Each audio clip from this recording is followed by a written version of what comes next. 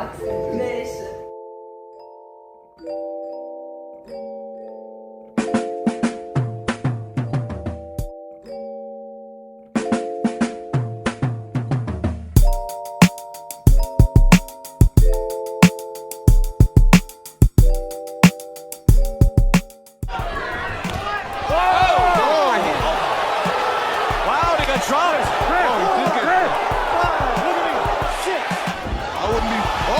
Train again. Oh, Ruiz got caught with a hard shot.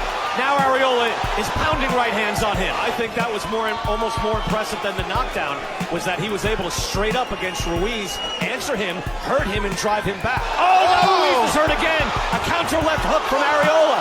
Arreola drives Ruiz back again, that time with the right hand. They're trading, and Arreola's getting... Oh! Ruiz is hurt again. And they're letting it fly now. And now we know why Andy Ruiz turned down the Dillian Whyte fight. Deontay's Boxing Nation, what's going on, guys? So I end up watching this fight late. For those of you guys who don't know, I live in Thailand, so I have to actually wake up like super duper early in the morning to watch these fights now. And I end up missing it in the morning, so I had to watch it later on. Now, after watching the fight, I can tell you guys right now, it was definitely a very exciting, entertaining fight. But it was exciting for all the wrong reasons when it comes to Andy Ruiz.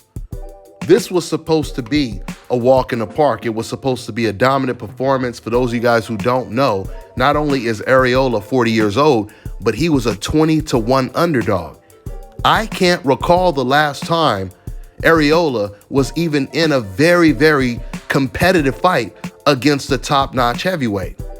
We all know, I mean, he's lost. He's always put up a fight. Now, Arreola, don't get me wrong, he will always put up a fight, but he's never been like competitive to where the fight could have went either way. And that's kind of how this fight played out. Even though Arreola, he started to take charge in the later rounds, but pretty much the first half was a seesaw battle, something we did not expect. And we certainly didn't expect for Andy Ruiz to get knocked down and get hurt so many times in the fight. Remember, this is a guy who was training with Canelo Alvarez's trainer, and that was supposed to make him a better fighter. He lost all this weight. Andy Ruiz had said right before the fight, you know, now that I lost all this weight, I can move my head better. You know, he was supposed to be the new and improved Andy Ruiz. Instead, he got hit more than he probably ever did against Arreola. He was a sitting duck for jabs. He was a sitting duck for the right hand all night. Even when he started to take over the fight, he still was getting hit with the same punches. You definitely have to give Chris Arreola a lot of credit because he had a good game plan going in. In the first half, or maybe the first 5 rounds, he was trying to box Ruiz the same way Anthony Joshua did in the rematch. But then he started to stand in front of Andy Ruiz, and that's when he started to lose. So overall, this is really bad news for Andy Ruiz. Because you got to remember, Andy Ruiz is a heavyweight. Unlike a Canelo Alvarez, a Oscar Valdez, a Teofimo Lopez, if they see some dangerous opponents, they can move up in weight, they can move down in weight, they could pretty much just fight whoever they want, and old media is going to cover for them. But when it comes to Ruiz being a heavyweight, he really doesn't have that luxury. I mean, his win over Arreola, that was a title eliminator bout. And the way Andy looked, he would be a huge underdog against anyone in the top 5 when it comes to the heavyweight division.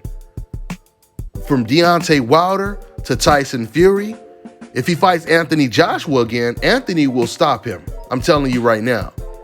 In fact, I believe Anthony Joshua is part of the reason we're not seeing the same Andy Ruiz anymore, or at least we didn't see in this fight against Arreola. Don't get me wrong, I said that's part of the reason. You know, a lot of people, they automatically assume that if a fighter is not the same anymore, it's because maybe he just got knocked out or he was involved in a brutal back and forth war. But you got to remember, boxing is like 80 to 90% mental. And I believe Anthony Joshua knocking down Ruiz, because Ruiz had never really been knocked down before that. Him knocking him down and then coming back and then dominating him in a rematch, psychologically that affected him. Also, all of the demons that Ruiz dealt with outside of the ring, you know, doing all the party and gaining weight, no longer being as hungry as he was before he fought for the title. You put all that together and you see a performance like this against Arreola. And I feel that Ruiz is no longer the same fighter. And if you put him in the ring once again with anyone, from a Dillian Whyte to a King Kong Ortiz to an AJ a third time, Tyson Fury, Wilder, I don't see Ruiz doing good against any of these guys. But it is the heavyweight division. He always has a puncher's chance. Now, some would attribute Andy Ruiz's performance to him being out of the ring for like a year and a half. But remember, the 40-year-old Arreola, he's been out of the ring for almost 2 years.